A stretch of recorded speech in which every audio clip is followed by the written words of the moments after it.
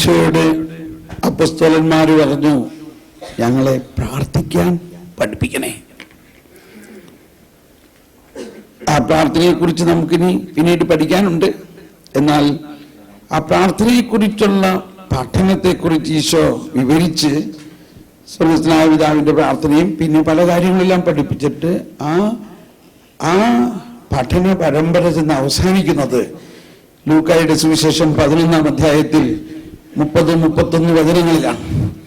അവിടെ പറയുകയാണ്, ദക്ഷിണദേശത്തെ രാജ്ഞി വിധി ദിവസത്തിൽ ഈ തലമുറയെ കുറ്റപ്പെടുത്തും.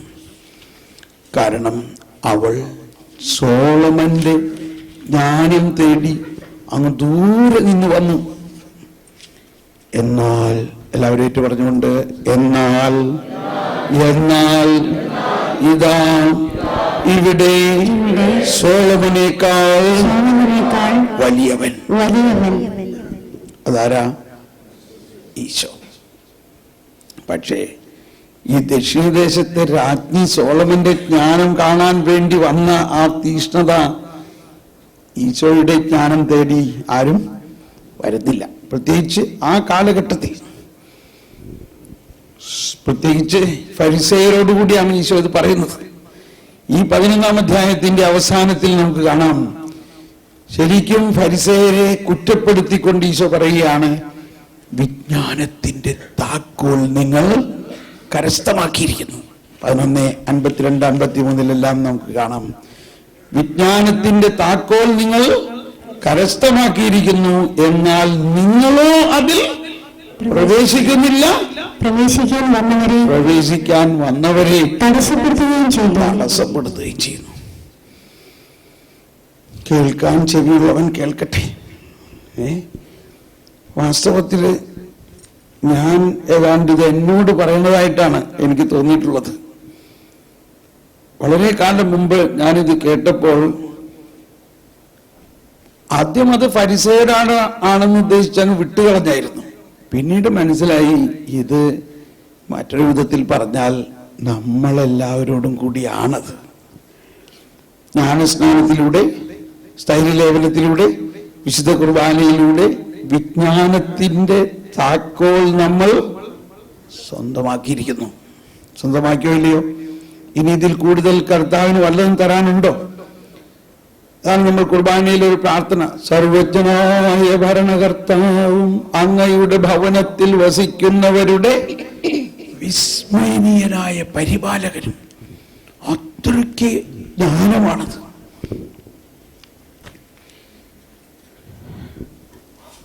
വാസ്തവത്തിൽ വിജ്ഞാനത്തിന്റെ താക്കോൽ കർത്താവ് നമുക്ക് തന്നിട്ടുണ്ട് എന്നുള്ള ഒരു ബോധ്യത്തിലേക്ക് നമ്മൾ വരണം.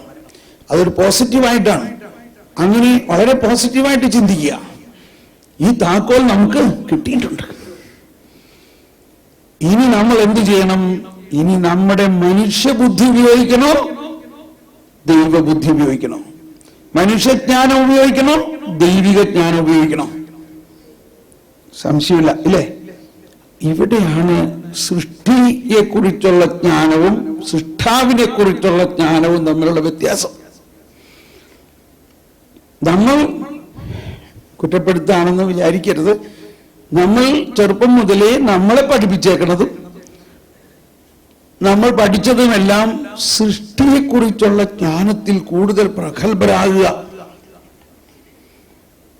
പക്ഷേ ഇപ്പൊ നമുക്ക് മനസ്സിലായി, സൃഷ്ടാവിനെ കുറിച്ചുള്ള ജ്ഞാനം ആദ്യം ലഭിക്കുകയാണെങ്കിൽ സൃഷ്ടിയെക്കുറിച്ചുള്ള ജ്ഞാനം വളരെ എളുപ്പം ലഭിക്കും. വളരെ എളുപ്പം ലഭിക്കുകയില്ലയോ? ലഭിക്കും.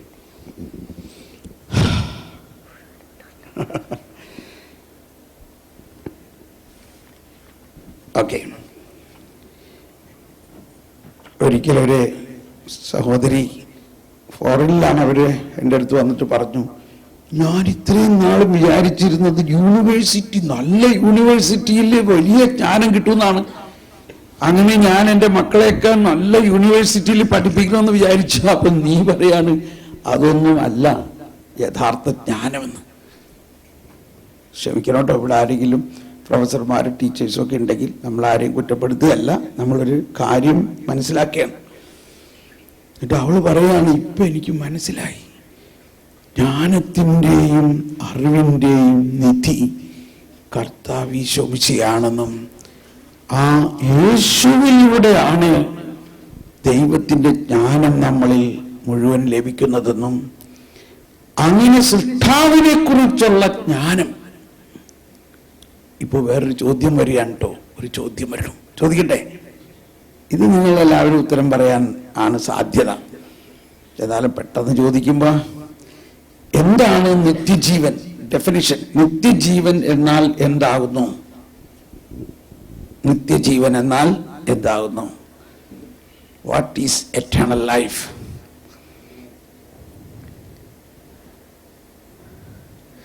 നിത്യജീവൻ എന്നാൽ എന്താകുന്നു?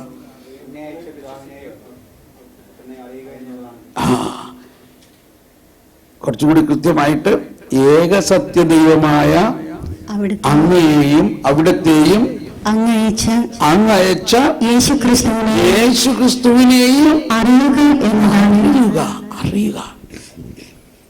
ഒരു ജ്ഞാനമാണ്. To know him, to know the only true God and the one whom you sent, Jesus Christ. Know him.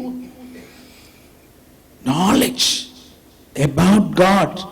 നിത്യജീവൻ എന്ന് പറഞ്ഞാൽ ഏകസത്യദൈവമായ അങ്ങയെ കുറിച്ചുള്ള അറിവ്, അങ്ങയച്ച യേശുക്രിസ്തുവിനെയും കുറിച്ചുള്ള അറിവ്. ഈ അറിവ് എന്ന് നമ്മൾ പറയുമ്പോൾ തന്നെ അതിന് മറ്റൊരു വശം, ഞാൻ എൻ്റെ ഭാര്യയെ അറിയുന്നു എന്ന് പറഞ്ഞാൽ അതിൻ്റെ അർത്ഥം എന്താ? ഞങ്ങൾ രണ്ടുപേരും ഒന്നാകുന്നു എന്ന് കൂടി ഒരു അർത്ഥമുണ്ട്. ഏകസത്യദൈവമായ അങ്ങയെ അറിയുക, അങ്ങയച്ച യേശുക്രിസ്തുവിനെ അറിയുക. അപ്പൊ ആ ഒന്നാകൽ എന്നതിൻ്റെ ആരംഭം എങ്ങനെയാണ് ഒന്നാകാൻ ആരംഭിക്കുന്നത്? സ്നേഹമാണ്. എങ്ങനെയാണ് ആ സ്നേഹം ആരംഭിക്കുന്നത്? ആ സ്നേഹം നമ്മുടെ ആ ജീവിത പങ്കാളിയെക്കുറിച്ചുള്ള അറിവാണ്. ആ അറിവിൻ്റെ പൂർണ്ണതയിലാണ് ഈ ലയനം പൂർണ്ണമാകുന്നത്. അപ്പോ ദൈവത്തെക്കുറിച്ചുള്ള അറിവാണ് നിത്യജീവൻ. നമ്മളെ സംബന്ധിച്ച് നിത്യജീവനിലാണ് നമ്മളിപ്പോൾ. അത് നമ്മളിൽ ആരംഭിച്ചിരിക്കുന്നുവെങ്കിലും ദൈവത്തെക്കുറിച്ചുള്ള അറിവിൽ ഇനിയും നമ്മൾ വളരേണ്ടിയിരിക്കുന്നു. ആ ജ്ഞാനത്തിൽ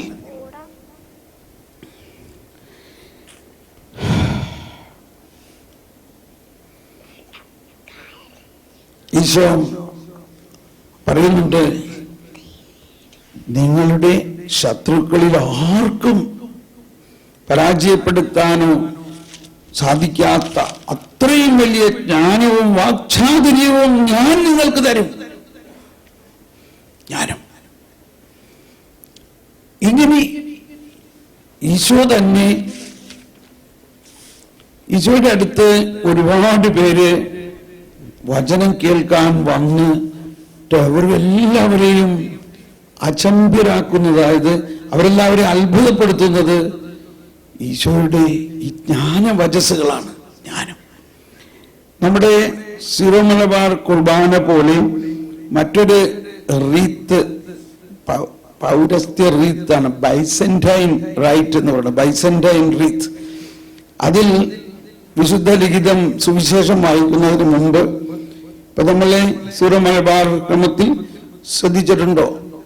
ആ സുവിശേഷ വായനയ്ക്ക് മുമ്പ് ഹല്ലേലൂയ എല്ലാം പാടുന്ന ആ സമയത്ത് വൈദികൻ ആ സുവിശേഷ പുസ്തകം എടുത്ത് ഇങ്ങനെ മുഖത്ത് പിടിച്ചിരിക്കുകയാണ്. അതായത് യേശുവിൻ്റെ മുഖമാണത്, യേശുവിൻ്റെ അധരമാണത് ഈ സുവിശേഷം. ബൈസന്റൈൻ റീത്തിൽ ആ വൈദികൻ അതിനുശേഷം ഉച്ചത്തിൽ ഇങ്ങനെ പ്രഘോഷിക്കും. ഉച്ചത്തിൽ ഇങ്ങനെയാണ് പ്രഘോഷിക്കുന്നത്, Wisdom be attentive, ജ്ഞാനം ശ്രദ്ധയോടെ കേൾക്കുവിൻ. അതാണ് wisdom. Wisdom be attentive. യേശുവിൻ്റെ അധരത്തിൽ നിന്ന് വരുന്ന ദൈവത്തിൻ്റെ ജ്ഞാനമാണ് സുവിശേഷം.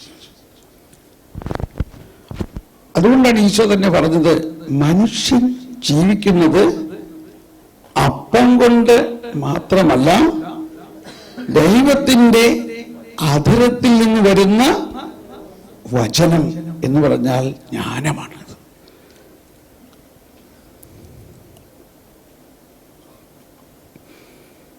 നമുക്കൊന്ന് പ്രാർത്ഥിക്കാം. പരിശുദ്ധാത്മാവേ, ആ ജ്ഞാനം എന്നിൽ തുറക്കണമേ. എല്ലാവരും പരിശുദ്ധാത്മാവേ, ആ ജ്ഞാനം എന്നിൽ തുറക്കണമേ. എന്റെ ബുദ്ധിയെ പ്രകാശിപ്പിക്കണമേ. എന്റെ അറിവിനെ വർദ്ധിപ്പിക്കണമേ. ദൈവിക രഹസ്യങ്ങൾ എനിക്ക് വെളിപ്പെടുത്തി തരണമേ. നമ്മുടെ മലങ്കര കുർബാന ആരംഭിക്കുന്നത് എന്താ? ആരംഭിക്കുന്ന ഇവിടെ മലങ്കരക്കാരെങ്കിലും ഉണ്ടോ? മലങ്കര ഉള്ളവരാരെങ്കിലും ഉണ്ടോ? ആരുമില്ല. ഒരാൾ മാത്രമേ ഉള്ളൂ അല്ലേ? അപ്പൊ മലങ്കര കുർബാനയിൽ അവിടെ ആരെങ്കിലും ഉണ്ടോ? മലങ്കര അവിടെ ഉണ്ടോ? ഓക്കെ. അപ്പൊ ഒന്ന് ചേർന്ന് പാടണേ ഒന്ന്.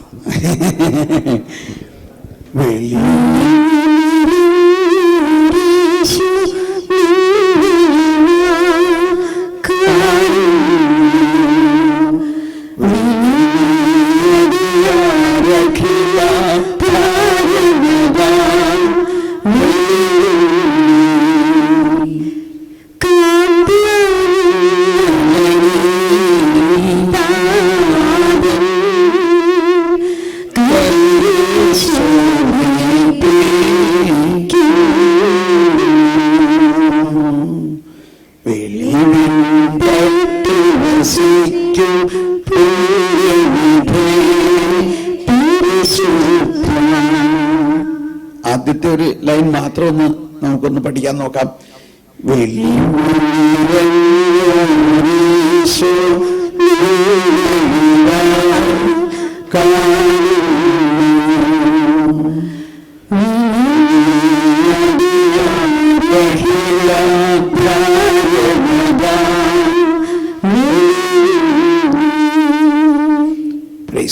ഈ വെളിവ് നമ്മള് പലപ്പോഴും ഉപയോഗിക്കാതുള്ളത് നല്ല അർത്ഥത്തിലൊന്നും അല്ല അല്ലേ?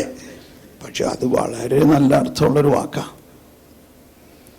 വെളിവ്, അതാണ് വെളിപാട്. അപ്പൊ വെളിവ് എന്ന് പറഞ്ഞാൽ ദൈവത്തിന്റെ ജ്ഞാനത്തിലൂടെ ദൈവത്തെക്കുറിച്ചുള്ള ജ്ഞാനം നമ്മൾക്കിങ്ങനെ നമ്മുടെ ഉള്ളിൽ വെളിപ്പെടുത്തി തരുന്നതാണ്. അതിങ്ങനെ നമ്മുടെ ഉള്ളിൽ ഒരു പൂ വിരിയുന്ന പോലെയാണ്. അതൊരു മുട്ടായിരുന്നു, പക്ഷേ അതിങ്ങനെ വിരിഞ്ഞ് വിരിഞ്ഞ് വിരിഞ്ഞ് വിരിഞ്ഞ് ദൈവത്തെക്കുറിച്ചുള്ള അറിവ്. അങ്ങനെയാണ് നമ്മൾ വളരുന്നത്. അപ്പോൾ ഒരു ഹൊറിസോണ്ടലായിട്ടുള്ള പ്രപഞ്ചത്തെക്കുറിച്ചും വസ്തുവകളെക്കുറിച്ചുമുള്ള അറിവ് ഒരു വശം, എന്നാൽ ഒരു വെർട്ടിക്കലായിട്ടുള്ള ദൈവത്തിൽ നിന്ന് തന്നെയുള്ള, ദൈവം തന്നെ നൽകുന്ന ആ വെളിപ്പെടുത്തലിലൂടെയാണ് ദൈവത്തെ നമുക്കറിയാൻ പറ്റുള്ളൂ.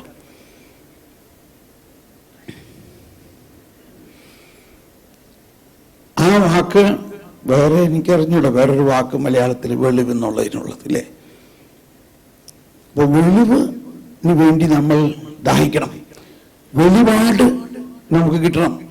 അതാണ് പൗലോസ്ലീഹയുടെ ലേഖനങ്ങളിൽ, എല്ലാ ലേഖനങ്ങളിലും ആദ്യത്തെ അധ്യായത്തിൽ പൗലോസ്ലീഹ ഈ വെളിപാടിന്റെയും വെളിവിന്റെയും ജ്ഞാനത്തിന്റെയും കാര്യങ്ങളൊക്കെ പറഞ്ഞ് അവസാനം സാവധാനം കരുണയും സ്നേഹവും, 13-ാം അധ്യായത്തിലൊക്കെ സ്നേഹത്തെ കുറിച്ച് വിവരിക്കും. പക്ഷെ 1-ാം അധ്യായത്തിലെല്ലാം ജ്ഞാനവും വെളിവുമാണ്. എവിടെ എടുക്കണം നമുക്ക്? എഫേസോസുകാർക്ക് എഴുതിയ ലേഖനത്തിൽ 1-ാം അധ്യായം എടുക്കാം. എഫേസോസുകാർക്ക് എഴുതിയ ലേഖനം 1-ാം അധ്യായത്തിൽ 8, 9, 11 ആദ്യം വായിക്കാം, പിന്നെ 17ലേക്ക് പോകാം. ഈ കൃപയാകട്ടെ അവിടുന്ന് തന്റെ ജ്ഞാനത്തിലും വിവേകത്തിലും നമ്മെ സമൃദ്ധമായി ചൊരിഞ്ഞിരിക്കുന്നു. കേട്ടോ, നമ്മൾ കൃപയെക്കുറിച്ച് പറഞ്ഞു. അപ്പൊ തന്നെ നമ്മൾ മനസ്സിലാക്കി കൃപയും ജ്ഞാനവും തമ്മിലൊരു എന്താ പറയുക, ഒരു ഒരു പരസ്പരം എന്താ പറയുക, ഒരു കോംപ്ലിമെന്ററി, പൂരകം ഇല്ലേ, പരസ്പരം പൂരകങ്ങളാണത്. കൃപ ധാരാളം ഉണ്ടായാൽ ജ്ഞാനമില്ലെങ്കിൽ അതുകൊണ്ട് അത് പോരായ്മ വരും. എന്നാൽ ജ്ഞാനം ധാരാളം ഉണ്ടായാലും കൃപയില്ലെങ്കിലും, അപ്പൊ ഇത് രണ്ടും പൂരകങ്ങളാണ്. അപ്പൊ ഇവിടെയാണ് എഫെസോസുകാർക്ക് ലേഖനം 1-ാം അധ്യായത്തിൽ 8-ഉം 9-ഉം വചനം പറയുന്നത് വായിക്കാം. ഈ കൃപയാകട്ടെ അവിടുന്ന് തന്റെ ജ്ഞാനത്തിലും വിവേകത്തിലും നമ്മിൽ സമൃദ്ധമായി ചൊരിഞ്ഞിരിക്കുന്നു. കണ്ടോ വെള്ളച്ചാട്ടം, അങ്ങയുടെ വെള്ളച്ചാട്ടങ്ങളുടെ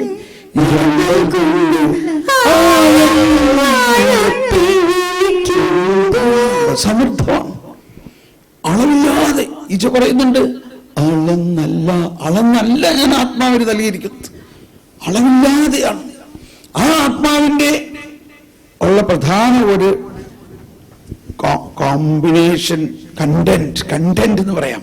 കണ്ടന്റ്, ഉള്ളടക്കം ജ്ഞാനമാണ്.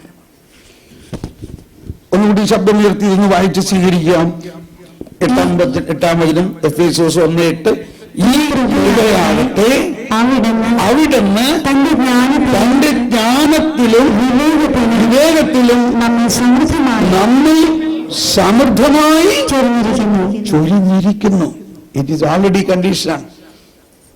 ഒന്നുകൂടി ഉച്ചത്തിൽ ഏറ്റു പറഞ്ഞുകൊണ്ട് അങ്ങ് സ്വീകരിച്ച്, ഈ കൃപയാകട്ടെ അവിടുന്ന് തന്റെ ജ്ഞാനത്തിലും വിവേകത്തിലും നമ്മിൽ സമൃദ്ധമായി ശബ്ദമീരട്ടെ, ചൊരിഞ്ഞിരിക്കുന്നു. ഒരിക്കൽ കൂടി ചൊരിഞ്ഞിരിക്കുന്നു. ഇനി ചൊരിയണേ, വരണമേ, പറന്നിറങ്ങണേ എന്ന് പ്രാർത്ഥിക്കേണ്ട ആവശ്യം ഇല്ല. അത് പ്രാർത്ഥിക്കുന്നത് ഒരു കവിതാത്മകമായിട്ടുള്ള പ്രാർത്ഥനയാണ്, നമ്മളറിയാം നമുക്ക്. എങ്കിലും ഞാൻ പറയാണ്, 10-25 വർഷം മുമ്പ് ഞാൻ ഈ നമ്മിൽ വസിക്കുന്ന പരിശുദ്ധാത്മാവ്, പരിശുദ്ധ ത്രിത്വം എന്നിൽ വസിക്കുന്നു എന്നുള്ള എനിക്ക് ഭയങ്കര സന്തോഷം. കാരണം ഇത് ആരും പറയുന്നതുകൊണ്ടെങ്കിലും അങ്ങനെ എനിക്കാരും പറഞ്ഞു കേട്ടതായിട്ട് തോന്നിയില്ല. ഞാൻ 40 വയസ്സ് ആയപ്പോഴാണ് എനിക്ക് മനസ്സിലാവുന്നത്, ഈ ദൈവമേ എന്നെല്ലാം നമ്മൾ വിളിക്കുന്നുണ്ടെങ്കിലും ദൈവം നമ്മുടെ ഉള്ളിൽ തന്നെ ഉണ്ട്. എന്നിട്ട് ആ ആശയമുള്ള ഒരു ഗാനം നോക്കിയിട്ട് കിട്ടിയില്ല. അപ്പൊ കർത്താവ് പറഞ്ഞു, നീ തന്നെ ഒരു ഗാനം എഴുതണം. അങ്ങനെയാണ് ഈ ആത്മാവ്, പരിശുദ്ധാത്മാവ് എന്നുള്ള ഗാനം. അന്നേ തന്നെ പറഞ്ഞിട്ട് നീ എല്ലാ ദിവസവും പാടി പ്രാർത്ഥിക്കണം. അതെന്റെ ഒരു പ്രാർത്ഥനയായിരുന്നു. ആത്മാവേ, പരിശുദ്ധാത്മാവേ,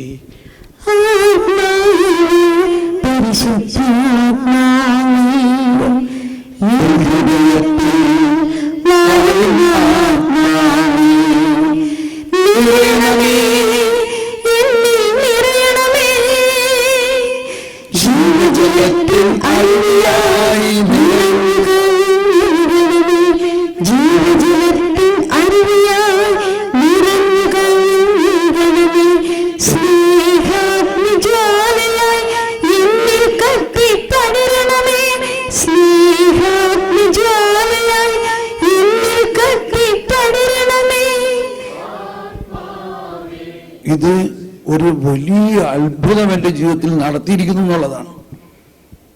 അപ്പൊ അതിന്റെ ആശയം ഇതാണ്. ഈശോ പറഞ്ഞു, എന്നിൽ വിശ്വസിക്കുന്നവന്റെ ഹൃദയത്തിന്റെ ഉള്ളിൽ നിന്നും ജീവജലത്തിന്റെ അരുവി ഒഴുകും. അതും ഹിന്ദിയിലാണ് ശരിക്കും. ജോ മുജ്മേ വിശ്വാസ് കർത്താ ഹൈ ഉസ്കാ ഹൃദയ കാ അന്തർസ്ഥല സേ, ഹൃദയത്തിന്റെ അന്തർസ്ഥലത്ത് നിന്നും ജീവജലത്തിന്റെ അരുവികൾ ഒഴുകും. ഈ ഗാനം ഒന്ന് ഹിന്ദിയിൽ ഒരു വരി പാടട്ടെ. ഓ ആത്മാ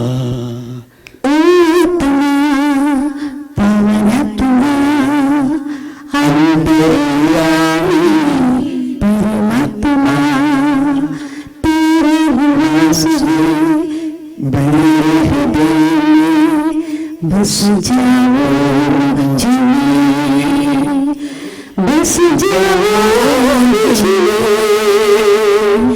बस जाओ मुझ में।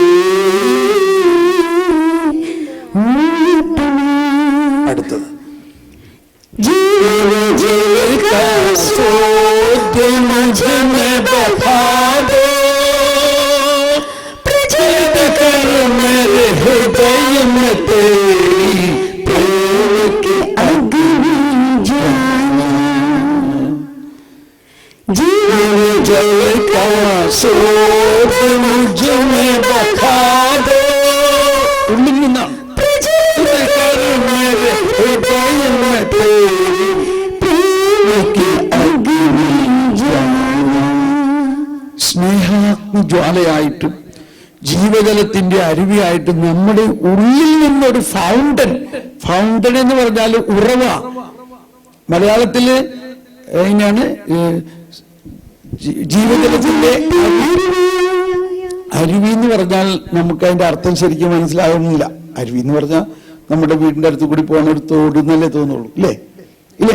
വീടിന്റെ അടുത്ത് കൂടി ഇങ്ങനെ തോട്ടിൽ വെള്ളം പോകണമായിട്ട്. പക്ഷെ അർത്ഥം അതല്ല. അതിന്റെ ഉറവ എന്ന് പറഞ്ഞാൽ കിണർ കുഴിച്ചു, ആ കിണറിൽ ഒരു ഉറവ പൊട്ടിയിരിക്കുന്നു. അതിന് ഒരിക്കലും വറ്റാത്ത ഉറവയാണ്. അത് ഇൻഎക്സോസ്റ്റബിൾ സോഴ്സ് എന്നുള്ളതാണ് അതിന്റെ അർത്ഥം. അപ്പൊ ഇവിടെയാണ് ഒരുപാട് കോംപ്ലിക്കേഷൻ. ദൈവത്തിന്റെ ഉറവ മനുഷ്യനായ നമുക്ക് തരുമോ? തരും. അതാണ് ദൈവമാണ് ഉറവിടം, ഇല്ലേ? ഈ ഉറവിടം തന്നെ നമ്മളിലേക്ക് ട്രാൻസ്ഫർ ചെയ്യുക എന്നുള്ളതാണ്. നമ്മൾ സൃഷ്ടിയല്ലേ? അതാണ് ദൈവത്തിന്റെ പ്രത്യേകത. നമ്മൾ മറ്റൊരു ക്രിസ്തുവാക്കിയിരിക്കുമ്പോൾ, ദൈവത്തിന്റെ മകനായിരിക്കുമ്പോ ഓട്ടോമാറ്റിക്കലി ആ ഉറവ തന്നെ നമ്മളിലേക്ക് ട്രാൻസ്പ്ലാന്റ് ചെയ്യുകയാണ്. ഇത് മനസ്സിലായില്ലെങ്കിൽ ജ്ഞാനത്തിന് വേണ്ടി പ്രാർത്ഥിച്ചാൽ മതി. നമ്മൾ വിചാരിക്കും ഒരു ചെറിയൊരു നീർച്ചാൽ ഇങ്ങോട്ട് തരും എന്നുള്ളതാണ്. ഒരു ചെറിയ നീർച്ചാലല്ല, ദ ഹോൾ ഫൗണ്ടൻ, അതിന്റെ ഉറവ തന്നെ നമ്മളിലേക്ക് തന്നിരിക്കുന്നു എന്നുള്ളതാണ് മനസ്സിലാക്കേണ്ടത്.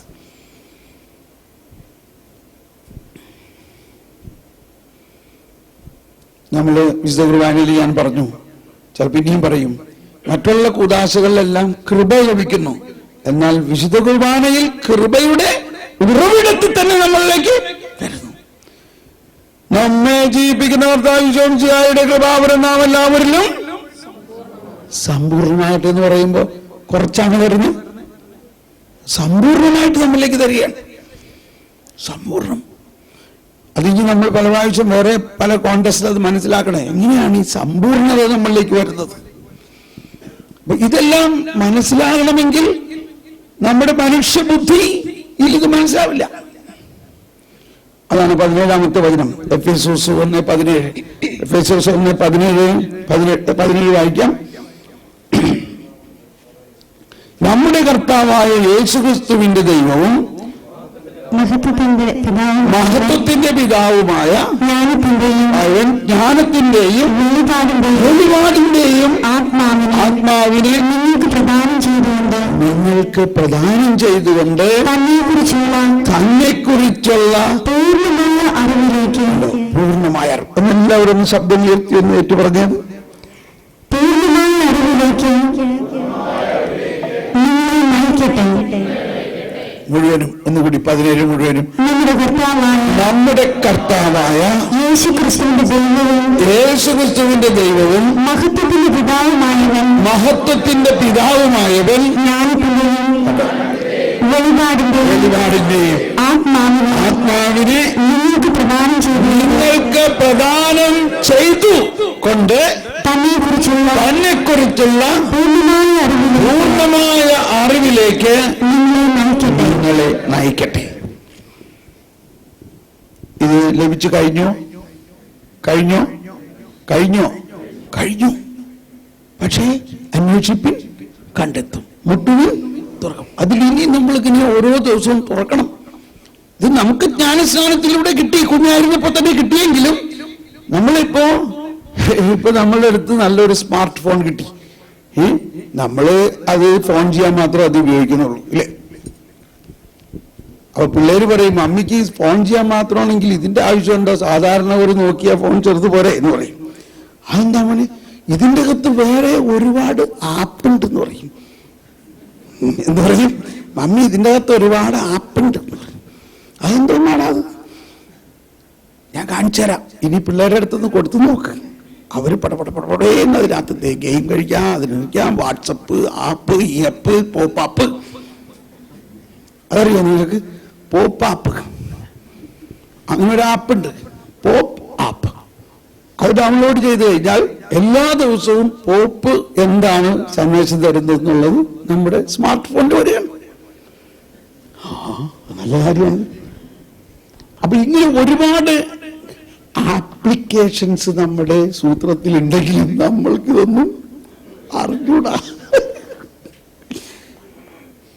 ഇത് മാമോദീസ സ്വീകരിച്ചപ്പോൾ തന്നെ നമ്മളുടെ സിസ്റ്റത്തിൽ ഇതുണ്ടെങ്കിലും ഇതിനെയെല്ലാം നമ്മൾ ആക്ടിവേറ്റ് ചെയ്തിട്ടില്ല. എന്ത് ചെയ്തിട്ടില്ല? ആക്ടിവേറ്റ് ചെയ്തിട്ടില്ല. ഇപ്പൊ നമ്മളിത് കേട്ടപ്പോ പോപ്പാപ്പ് ഉണ്ടല്ലേ, എന്നാ പോപ്പാപ്പിനെ ആക്ടിവേറ്റ് ചെയ്യാം എന്ന് മനസ്സിലായില്ലേ? പോപ്പ് എല്ലാ ദിവസവും വിശ്വാസികളായ നമ്മളെല്ലാവർക്കും വേണ്ടി നൽകുന്ന സന്ദേശം നമ്മുടെ സ്മാർട്ട് ഫോണിൽ പോപ്പപ്പ് പപ്പപ്പ് പപ്പപ്പ് പപ്പപ്പ് എന്ന് പറഞ്ഞ് വരും. പക്ഷേ ഈ പോപ്പപ്പ് വരണമെങ്കിൽ നമ്മളത് ആക്ടിവേറ്റ് ചെയ്യണം. അതിന്റെ കംപ്ലീറ്റ് സെറ്റപ്പും നമ്മൾക്ക് അതിനകത്തുണ്ട്. ഇതേപോലെയാണ് നമ്മുടെ മാമോദീസായിലൂടെ ഒരുപാട് വെളിപാടുകളുടെ, നമുക്ക് ദൈവത്തിൽ നിന്ന് കിട്ടേണ്ട വെളിപാടുകളുടെ ആപ്ലിക്കേഷൻസ് നമ്മുടെ സിസ്റ്റത്തിൽ ഓൾറെഡി ഇൻസ്റ്റാൾഡ് ആണ്. നമ്മുടെ പ്രായം വർധനവരനുസരിച്ച് ഇപ്പോൾ മാരേജ്, വിവാഹത്തെക്കുറിച്ചുള്ള ആപ്പ് ഉണ്ട്. പക്ഷെ 5 വയസ്സുള്ള കുട്ടിക്ക് അതിന്റെ ആവശ്യമുണ്ടോ? അപ്പൊ ഇത് എപ്പോഴാണ് ആക്ടിവേറ്റ് ആകണത്? ഇത് ആക്ടിവേറ്റ് ആകേണ്ടത് എപ്പോഴാ? ഒരു പ്രായമൊക്കെ ആയി 15-18 വയസ്സൊക്കെ ആകുമ്പോഴേക്കും ഈ ആപ്പ് സാവധാനം ആപ്ലിക്കേറ്റ് തുടങ്ങാം. അപ്പോഴാണ് പിന്നെ ആൾക്കാരെയൊക്കെ നോക്കുമ്പോൾ എടാ അവൻ നമുക്ക് പറ്റിയ ആളാണോ, ഇങ്ങനെ ഈ ആപ്പ് പ്രവർത്തിക്കാൻ തുടങ്ങാൻ. മനസ്സിലായോ? കർത്താവ് ആദത്തിനോട് പറഞ്ഞു, ഈ പ്രപഞ്ചത്തിലുള്ള സകലതും നിന്റെയാണ്, നീ പേരിടുന്നതായിരിക്കും അതിന് പേരെന്ന് പറഞ്ഞു. പിറ്റേ ദിവസം ആദം രാജാവിനെ പോലെ ഇങ്ങനെ ഇരുന്നു.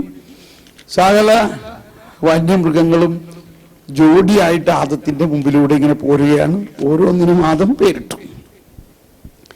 അവിടെ എഴുതിയിരിക്കുകയാണ്, എങ്കിലും അവയിലൊന്നും അവന് പറ്റിയ ഒരു ഇണയെ അവൻ കണ്ടില്ല. അപ്പൊ ആശാന്റെ നോട്ടം എവിടെയായിരുന്നു നോക്കി. ഇത് നാച്ചുറലാണ്. അവൻ നോക്കുമ്പോ എല്ലാ വന്യമൃഗങ്ങൾക്കും ഇണയുണ്ട്, അവന് മാത്രം ഒരു ഇണയില്ല. എന്തുകൊണ്ട് അങ്ങനെ ഒരു വചനം അവിടെ എഴുതിയിരിക്കുന്നു? അവൻ ഭയങ്കര വേദനിച്ചായിരിക്കും അന്ന് രാത്രി കിടന്നുറങ്ങിയിരിക്കുന്നത്. അവന് പറ്റിയ ഇണയെ കണ്ടില്ല. ഇതിന്റെ ഉത്തരം പിന്നെ പറയാം കേട്ടോ, അതവിടെ സസ്പെൻസിൽ നിൽക്കട്ടെ അല്ലേ. നമ്മളുടെ കഥയ്ക്ക് ഇടയ്ക്ക് ഒരു സസ്പെൻസ് വേണ്ടേ? അപ്പൊ ഒന്ന് പിന്നീട് ഓർപ്പിച്ചേക്കണം കേട്ടോ, ഇത് വിട്ടുപോകാണെങ്കിൽ. എന്തുകൊണ്ടാണ് ആദത്തിന് അവിടെ ഇങ്ങനെ ഒരു തോന്നലുണ്ടായതും അങ്ങനെ പറ്റിയ ഇണയെ കാണാതെ പോയതിന്റെ കാരണം എന്താണെന്നും നമ്മൾ കണ്ടുപിടിക്കണം. നിൽക്കട്ടെ അവിടെ. പക്ഷെ പറഞ്ഞു വരുന്നതിന്റെ അർത്ഥം, നമ്മൾ ഓരോരുത്തരിലും ജ്ഞാനസ്നാനത്തിലൂടെ ഒരുപാട് ആപ്ലിക്കേഷൻസ് നമ്മുടെ ഉള്ളിൽ തന്നിട്ടുണ്ട്. അതിലിപ്പോ പൗലോസ്ലീഹ പറയുന്നത് 2 ആപ്ലിക്കേഷനെ പറയുന്നുള്ളൂ. ഒന്ന് വെളിപാടിന്റെയും ജ്ഞാനത്തിന്റെയും ആത്മാവിനെയും. അപ്പൊ ഈ വെളിപാടിന്റെ ആത്മാവിനെ നമുക്ക് തന്നിട്ടുണ്ടോ? അതൊക്കെ ഞാനും വലിയ അപ്പസ്തോലന്മാർക്കൊക്കെ എന്ന് വിചാരിച്ച് നമ്മളിരിക്കുകയാണ്. അല്ല, ക്രിസ്തുവിന്റെ ആത്മാവിൽ ഇങ്ങനെ കഷ്ണമായിട്ടല്ല ഓരോരുത്തർക്ക് കൊടുക്കണേ, മുഴുവനായിട്ടാ കൊടുക്കണേ, ഇല്ലേ?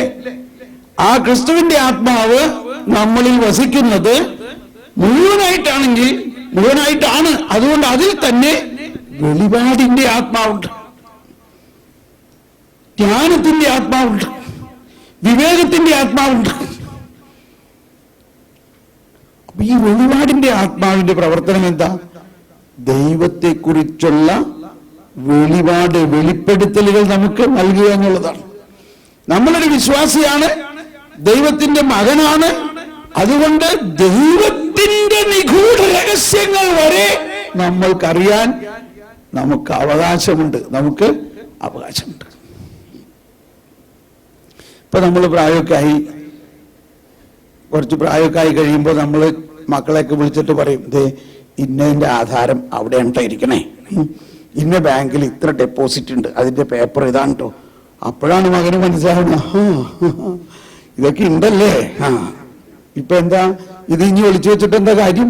ഇല്ലേ, ഇത് നമ്മൾ മരിച്ച ശേഷമാണ് അവൻ അറിയേണ്ടത്, മരിക്കണേക്കൊന്നും പറയണോ? എന്താ തോന്നണേ? ബുദ്ധിയുള്ളവരാണെങ്കിൽ മരിക്കണേക്ക് മുമ്പ് ഇതൊക്കെ പങ്കിട്ട് കൊടുക്കും, അല്ലെങ്കിൽ മരിച്ചു കഴിഞ്ഞിട്ട് വെറുതെ തല്ലുപിടുത്തുണ്ടാവണ്ടല്ലോ എന്ന് വെച്ചില്ലേ. അപ്പോ ഇതെല്ലാം ഇവന്റെ അവകാശമാണ്. ഇതെല്ലാം മക്കൾ എന്നുള്ള നിലയ്ക്ക് അവന്റെ അവകാശമാണ്. എന്ന പോലെ നമ്മൾ മക്കളായതുകൊണ്ട് ദൈവത്തിന്റെ നിഗൂഢ രഹസ്യങ്ങൾ വരെ അറിയാനും അതറിയിക്കാൻ ദൈവത്തിന് സന്തോഷമാണ്.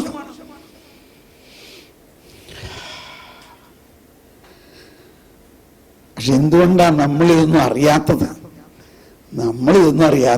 നമ്മുടെ പ്രാർത്ഥന, ക്ഷമിക്കണം, നമ്മുടെ പ്രാർത്ഥന ഈ ലോകത്തിന്റെ കാര്യങ്ങളിൽ ഇങ്ങനെ കുടുങ്ങിക്കിടക്കുകയാണ്.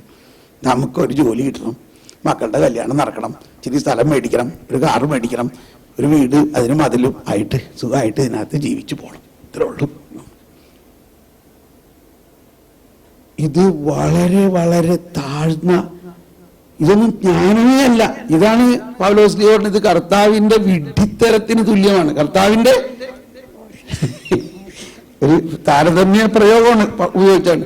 കർത്താവിന് വിഡ്ഢിത്തരമില്ലല്ലോ, പക്ഷെ നമ്മുടെ ഇന്നുള്ള ജ്ഞാനം എന്തിനു തുല്യമാണ്? കർത്താവിന്റെ ഭോഷത്തരത്തിന് തുല്യമാണ്. അപ്പൊ കർത്താവിന്റെ ജ്ഞാനമോ, അത് എന്തോരം വിസ്മരണീയമാണ്. അപ്പൊ അതിലേക്ക് നമ്മൾ ഉയരണം. അതുകൊണ്ടാണ് പൗലോസ് ലീഹ 1-ാം അധ്യായത്തിൽ വചനം വരുന്നു, 1 കൊരിന്ത്യർ 15:19 കണ്ടോ. ഇതാണ് പരിശുദ്ധാത്മാവ് ഇങ്ങനെ തരുമെന്ന് പറയുന്നത്. 1 കൊരിന്ത്യർ 15:19 ഒന്നെടുത്ത് വായിച്ച്. 1 കൊരിന്ത്യർ 15:19 പറയുന്നത്, ഈ ജീവിതത്തിന് വേണ്ടി മാത്രം ക്രിസ്തുവിൽ പ്രത്യാശ വെച്ചിട്ടുള്ളവരാണെങ്കിൽ നമ്മൾ എല്ലാ മനുഷ്യരെയും നിർഭാഗ്യവാന്മാരാണ്. എന്നോട് ക്ഷമിക്കണം ഇതൊക്കെ പറയണം, ഞാനല്ല ഇത് പറയാൻ. നമ്മൾ നിർഭാഗ്യവാന്മാരാവുന്നത് എങ്ങനെയാണെന്ന് പറഞ്ഞ്, ഈ ജീവിതത്തിന് വേണ്ടി മാത്രം ക്രിസ്തുവിൽ പ്രത്യാശ വയ്ക്കുകയാണെങ്കിൽ, ക്രിസ്തു നമുക്ക് തരാൻ ഒരുക്കിയിരിക്കുന്നത് വളരെ വലിയ നിധിയാണ്.